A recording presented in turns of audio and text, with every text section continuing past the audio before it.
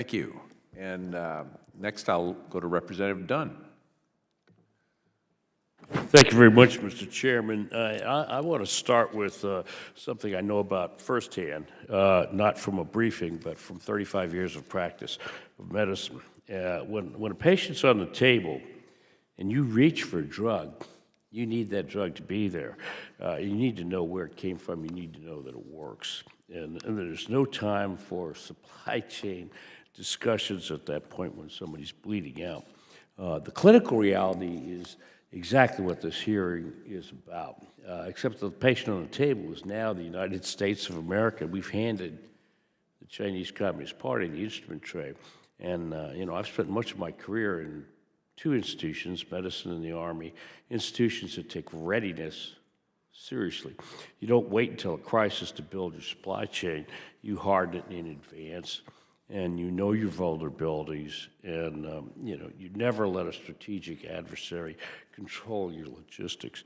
On all three counts, I think we have failed in pharmaceuticals in America, and this committee has an obligation to say so plainly.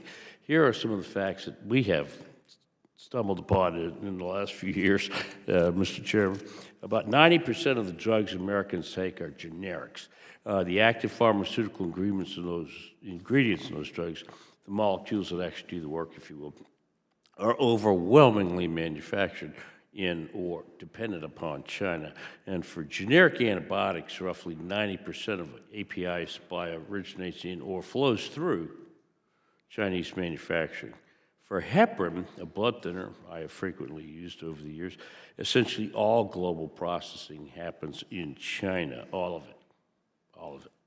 That's not a trade policy problem, that's a medical readiness problem, and it's a national security problem.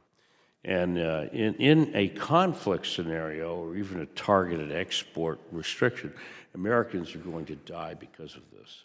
I want this committee to understand that this hearing is not about the supply chain vulnerabilities we've already accepted, as serious as those are. It's about where China's going next. China is executing a deliberate, patient strategy to move up the pharmaceutical value chain. And in 2020, Chinese communists were involved in the virtually 0% in 2020 of major global drug licensing deals. Today, they're involved in nearly half. In 2014, China ran fewer than 2,000 clinical trials. In 23, they ran over 11,000. As a physician who knows how long it takes to build genuine clinical trial infrastructure, those numbers don't happen by accident. They happen by design, and that's how the CCP is working. And they've done this with rare earths, solar energy, batteries, electric vehicles, all these critical sectors that they dominate and they subsidize. And they move up the supply chain until they own the whole stack of the supply chain. China's goal is not to be a supplier to our pharma companies. Their goal is to replace our pharma companies. And based on the trajectory we're on, they're well positioned to do just exactly that. As someone who's spent his career in both medicine and in the military service, I can tell you this kind of vulnerability does not announce itself until it's too late. We don't find out we have a supply chain problem when everything is fine. We find out when we're in a crisis and the shelves are empty. And I'm grateful to you, Mr. Chairman, for holding this committee. Dr. Vashinka, sorry about that.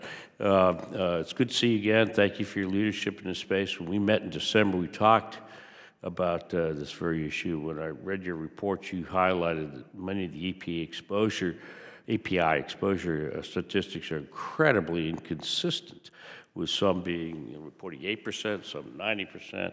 So how do we actually know, how exposed we are in terms of API supply? Thank you for this question.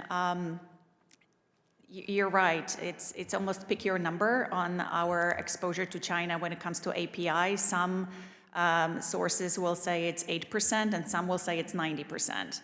I would say it's probably closer to 25%. And one reason is, it's really important to understand that it varies by therapeutic class.